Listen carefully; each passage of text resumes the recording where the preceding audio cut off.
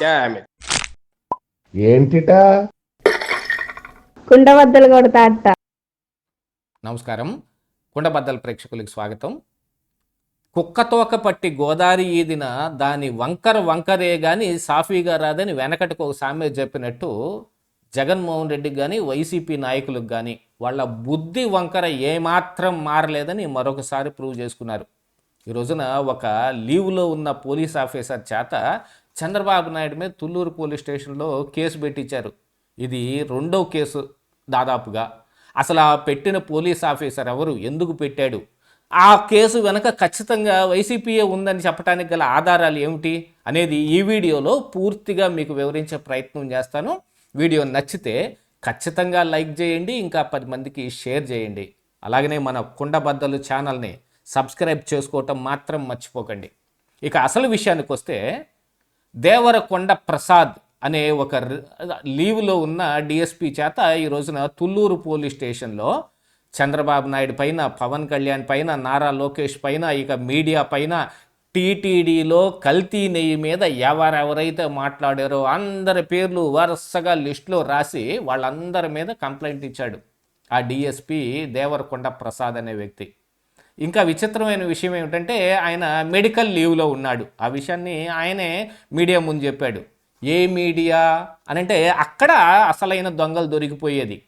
వాళ్ళకి జగన్మోహన్ రెడ్డికి సంబంధించిన వాళ్ళకి వత్తాసు పలుకుతున్న మీడియాలు, ఏదో ఎల్లో మీడియా, బ్లూ మీడియా అంటారు చూడండి, ఆ బ్లూ మీడియాకి సంబంధించిన మైకులు మాత్రమే అక్కడ ఉంటాయి. ఎవరైనా కంప్లైంట్ పెట్టడానికి వస్తే అది ఏ కంప్లైంట్ పెట్టడం, దానికి రిసీవ్డ్ కాపీ ఏమైనా ఉంటే తీసుకోవటం, ఆ నుంచి వెళ్ళిపోవటం, లేదు ఏదైనా వివాదం ఉంటే లోపలే ఆ వివాదాన్ని పరిష్కరించుకోవటం, దానికోసం వెయిట్ చేయటము, కాదంటే మరొక కంప్లైంట్ ఇంకొక దగ్గరికి వెళ్ళటం జరుగుద్ది.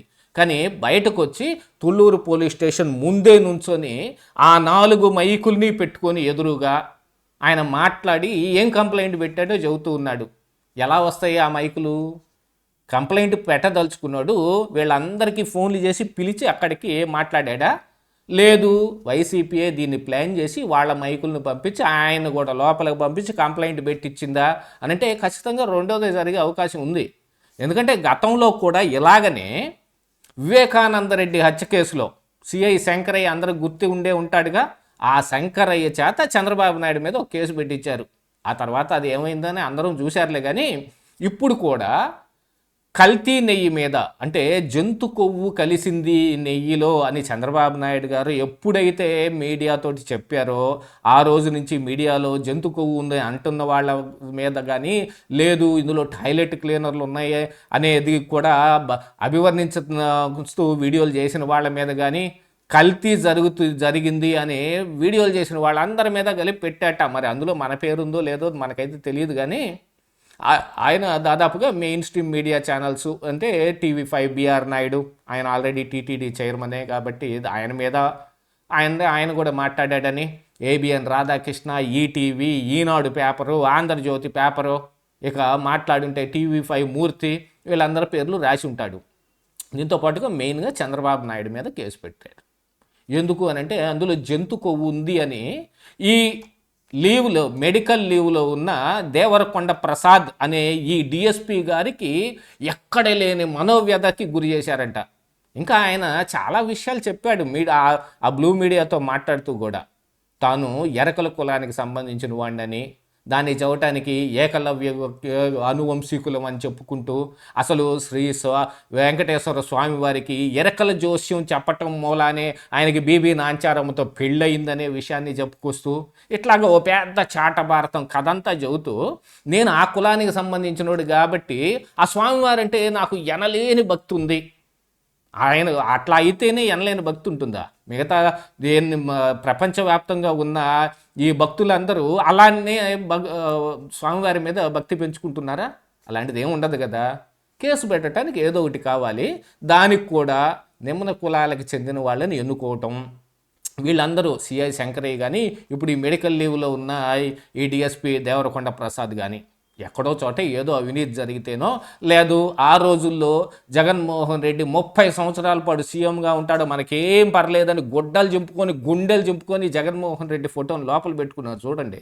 అలాంటి వాళ్ళందరినీ వీఆర్లో పెట్టడమో లీవ్లో పంపించటమో ఇది ఖచ్చితంగా మరి పైనుంచి ఆదేశాలతోటి లీవ్లో పంపించుంటారు. ఇంకా ఆయన చేసిన ఓ పెద్ద తప్పిదం కూడా ఉంది. ఆయన ఇప్పుడు మెడికల్ లీవ్లో ఉన్నాడు కదా, యూనిఫామ్ వేసుకుని మరి తుళ్ళూరు పోలీస్ స్టేషన్కి వచ్చాడు. మరి ఆ పోలీసులు కూడా ఎలా ఊరుకున్నారు? మీరు లీవ్లో ఉంటే ఇప్పుడు డ్రెస్ ఎందుకు వేసుకొని వచ్చారని ఆపాల్సింది.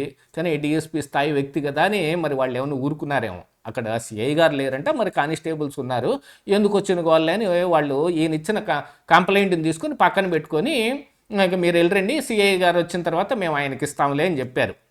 అది జరిగింది. దానికి గాను ఆయన రిసీవ్డ్ కాపీ కూడా ఇవ్వమంటే, రిసీవ్డ్ కాపీ కూడా ఎందుకులే, సిఐ గారు వచ్చిన తర్వాత మీకు ఫోన్ చేసి మాట్లాడతారు, ఇందులో ఫోన్ నెంబర్ ఉంది కదా అని అంటే ఆయన బయటకు వచ్చి ఈ మీడియా మైకులతోటి ఈ మాటలు మాట్లాడుతూ ఉన్నాడు. గతంలో సిఐ శంకరయ్య చేత కానీ ఇప్పుడు ఈ దేవరకొండ ప్రసాద్తో కూడా ఎవరు పెట్టిస్తారు? ఎందుకుంటుంది ఆస్కారం? వివేకానంద రెడ్డి హత్య కేసులో చేయాల్సిన పనులన్నీ చేసి శంకరయ్య ఇరుక్కుపోయాడు. ఇప్పుడు ఈయన వైసీపీ అంటే గొడ్డలు చెప్పుకొని ఈయన ఆల్రెడీ ఈ డిపార్ట్మెంటల్లో దీనికి గురయ్యి ఆయన ఈ రోజున మెడికల్ లీవ్లో ఉండాల్సిన పరిస్థితి వచ్చింది. ఆయన పక్కనే ఉండే విజయవాడలోనే ఉంటాడట, మరి ఆయన పోస్టింగ్ ఎక్కడనేది ఆయన చెప్పలేదు, కానీ దాన్ని మాత్రం బహిర్గతం చేయలే. మెడికల్ లీవ్లో ఉన్నాననే విషయం మాత్రం చెప్పాడు, కానీ చూస్తున్న వాళ్ళందరికీ ఎదురు కనపడుతుంటే ఆయన యూనిఫామ్లో కనపడుతున్నాడు. ఎవరైనా లీవ్లో ఉండి యూనిఫామ్ వేసుకొని వస్తారా? దీంట్లోనే వాళ్ళ దొంగతనం మొత్తం కనపడుతుంది. ఆడ కానిస్టేబుల్స్ని అదరాయించి బెదరాయించి ఏదో ఒక రకంగా రిసీవ్డ్ కాపీ తెచ్చుకొని దీన్ని ఎఫ్ఐఆర్ కట్టే విధంగా చేయాలనేది ఇప్పుడు వీళ్ళ అభిమతం. ఎంత చేసినా కానీ వెనక ఇంకో సామెత చెబుతారు చూడండి, చెంత చచ్చినా పులుపు చావలేదన్నట్టు ఏదో ఒక రకంగా చంద్రబాబు నాయుడు మీదనో లోకేష్ మీదనో ఇంకా పవన్ కళ్యాణ్ మీదనో అందరి మీద బురద జిమ్మాలని, జంతు కొవ్వు లేదు అనేది సిబిఐ సిట్టు ఏమి చేసిందేం కాదు. అందులో జంతు కొవ్వు గురించి ప్రస్తావన లేదు, కానీ కల్తీ నెయ్యి గురించి చెప్పిందిగా. దానికి జగన్మోహన్ రెడ్డి మీద మనోవ్యధ కలగలేదా ఈ దేవరకొండ ప్రసాద్కి?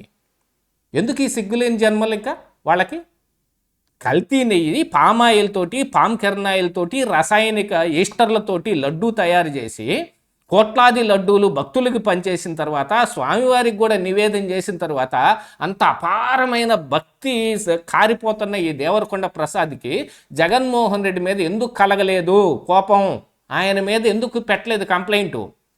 సిబిఐ సిట్టే స్వయాన ఛార్జ్షీట్లోనే పెట్టింది కదా.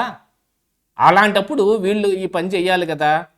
దీంతోపాటు ఏంటంటే ఆల్రెడీ ఈ కల్తీ నెయ్యి మీద మరి కూటమికి సంబంధించిన కొంతమంది స్వామీజీలు జగన్మోహన్ రెడ్డికి వ్యతిరేకంగా ఒక ఈ మీట్ ఒకటి పెడితే మరికొంతమంది స్వామీజీలతోటి జగన్మోహన్ రెడ్డి కూడా ఒక మీట్ పెట్టించాడు.